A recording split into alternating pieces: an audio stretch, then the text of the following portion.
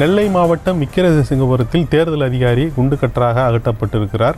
வாக்காளர்களை ஒருமையில் பேசியதை அடுத்து தேர்தல் அதிகாரியை மாற்றி ஆட்சியர் ஆணையிட்டிருக்கிறார்.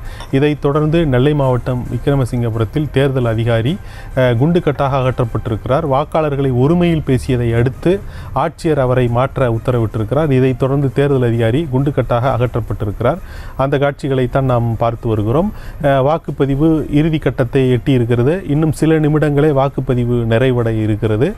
விறுவிறுப்பாக அந்த கடைசி கட்ட வாக்குப்பதிவு நடைபெற்று வருகிறது. இந்த நிலையில் ஒரு சில இடங்களில் வாக்குவாதம் மோதல் ஏற்பட்டிருக்கிறதை நாம் பார்க்கிறோம். ஒரு இடத்தில் அதிமுக திமுகவினரிடையே, மற்றொரு இடத்தில் பாமக திமுகவினரிடையே, இங்கு தேனி தொகுதியில் அமமுக திமுகவினரிடையே மோதல் ஏற்பட்டிருந்தது, வாக்குவாதம் ஏற்பட்டது. இந்த நிலையில் நாம் தற்போது பார்த்து கொண்டிருப்பது ஒரு தேர்தல் அதிகாரி குண்டுக்கட்டாக வெளியேற்றப்பட்டிருக்கிறார்.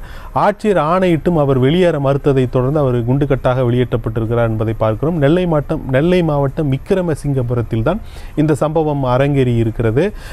வாக்குச்சாவடிக்கு வாக்களிக்க வந்த வாக்காளர்களை ஒருமையில் பேசியதை தொடர்ந்து அந்த அதிகாரியை வெளியேற்றுமாறு ஆட்சியர் ஆணையிட்டிருக்கிறார்.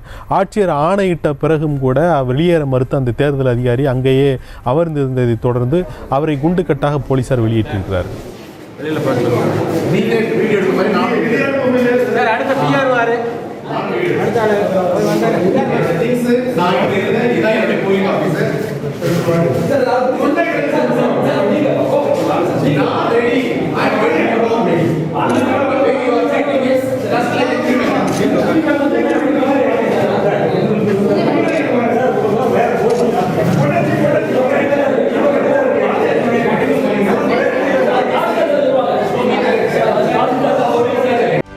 செய்திகளை உடனுக்குடனும் துல்லியமாகவும் தெரிந்து கொள்ள சப்ஸ்கிரைப் பண்ணுங்க.